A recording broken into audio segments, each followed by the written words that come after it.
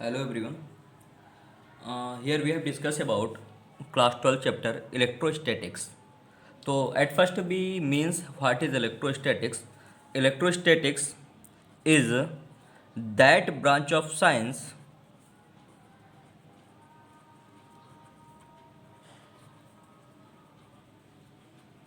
Electrostatics is that branch of science or electricity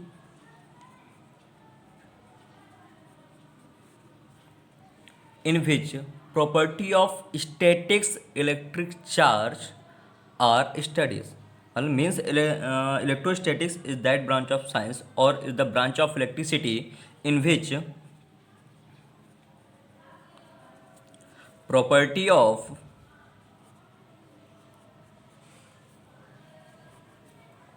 statics means non-moving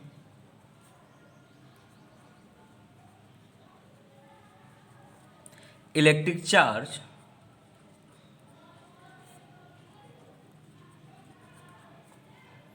are studied.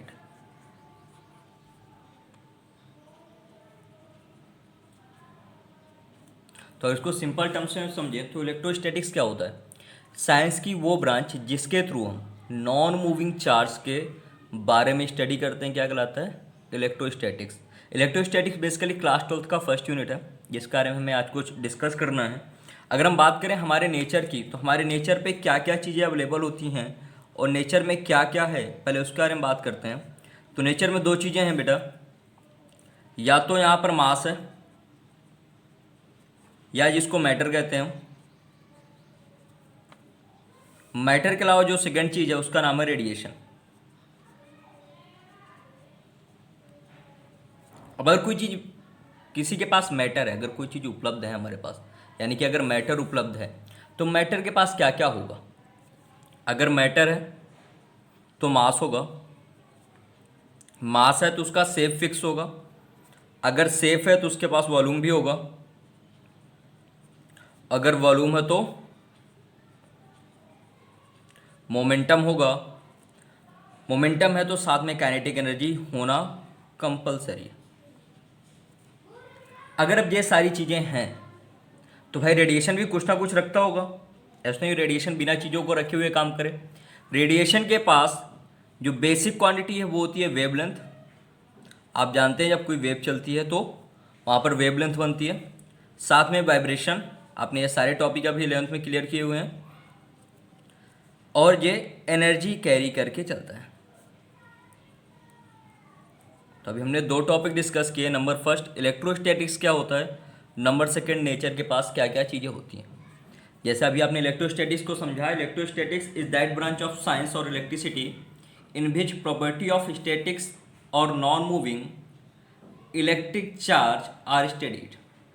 अब भाई nature में दो चीज़ें होती हैं, या तो मास होगा यानी कि मैटर है, दूसरा हमारे पास क्या उपलब्ध है?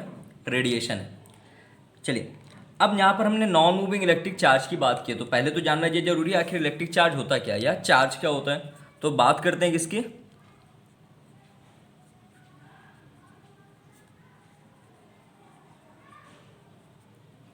इलेक्ट्रिक चार्ज की. आखिर इलेक्ट्रिक चार्ज क्या होता है या इलेक्ट्रिक चार्ज को कैसे कह सकते हैं.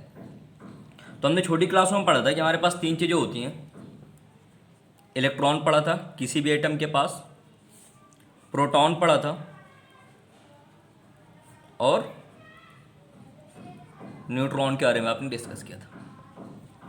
इलेक्ट्रॉन को आप जानते हो कि इसके पास निगेटिव चार्ज होता है, प्रोटॉन के पास पॉजिटिव चार्ज होता है, इसके पास जीरो चार्ज होता है. तो भैया ये तो पता चल गया कि इलेक्ट्रॉन प्रोटॉन न्यूट्रॉन तीन चीज़ें होती हैं, एक के पास पॉजिटिव, एक के पास नेगेटिव और एक के पास जीरो चार्ज अवेलेबल होता है. बट इलेक्ट्रिक चार्ज क्या होती है? तो इलेक्ट्रिक चार्ज किसी मैटर की वो प्रॉपर्टी है जिसके कारण वह electrical as well as magnetic effect को एक्सपीरियंस करता है और प्रोड्यूस कर सकता है. समझे?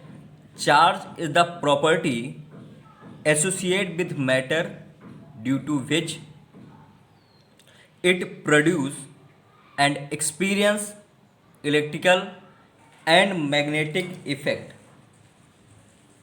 तो write down, charge is a property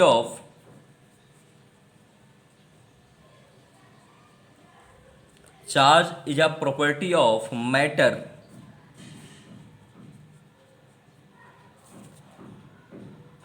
due to which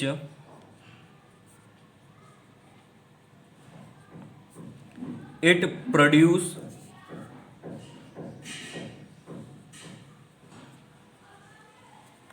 and experience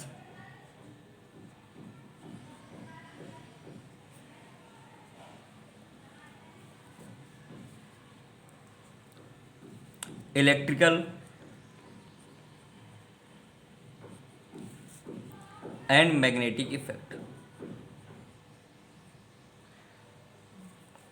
मतलब क्या हुआ, चार्ज किसी मैटर की वो प्रॉपर्टी है जिसके कारण वह इलेक्ट्रिकल और मैग्नेटिक इफेक्ट को एक्सपीरियंस करता है और इनको प्रोड्यूस भी कर सकता है।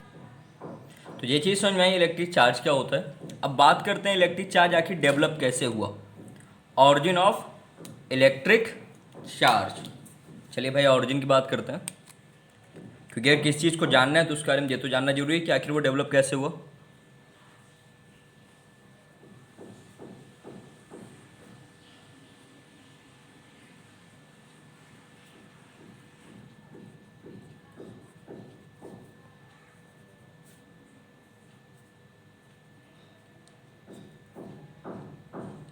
हम सब जानते हैं कि अगर कोई एटम है उसके पास इलेक्ट्रॉन इक्वल होते हैं किसके, प्रोटॉन के। तो मीन्स ये दो चीज़ें उसके पास प्रॉपर वेपर रहती हैं। अब किसी भी एटम से इलेक्ट्रॉन या प्रोटॉन में से ऐसी कौन सी चीज़ निकाली जाए जिसके कारण इस पे चार्ज आ जाए। तो हमने पढ़ा था कि अगर हम किसी एटम से इलेक्ट्रॉन बाहर निकालते हैं तो एटम के पास कैसा चार्ज आ जाएगा, पॉजिटिव चार्ज आ जाएगा। अगर किसी एटम को इलेक्ट्रॉन देते हैं तो कौन सा चार्ज आ जाएगा, निगेटिव चार्ज आ जाएगा। दो चीज़ें हुई, अगर निकाला तो पॉजिटिव, दिया तो निगेटिव। यही होता है बेटा ऑरिजिन ऑफ इलेक्ट्रिक चार्ज और इलेक्ट्रिक चार्ज का डेवलपमेंट। तो बेसिकली हम ये कह सकते हैं charge particle can be created by distributing neutrally of an atom.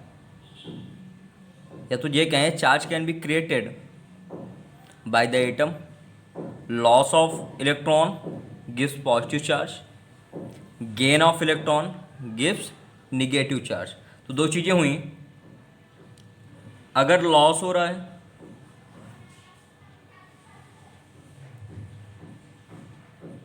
तो कौन सा चार्ज मिला है, पॉजिटिव। अगर कोई एटम गेन कर रहा है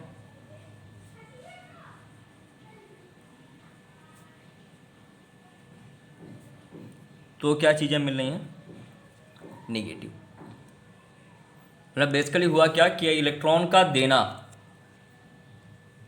क्या कहलाया, दिया मतलब लॉस किया तो पॉजिटिव। इलेक्ट्रॉन का लेना मतलब हमने इलेक्ट्रॉन लिए तो क्या कहलाया, निगेटिव।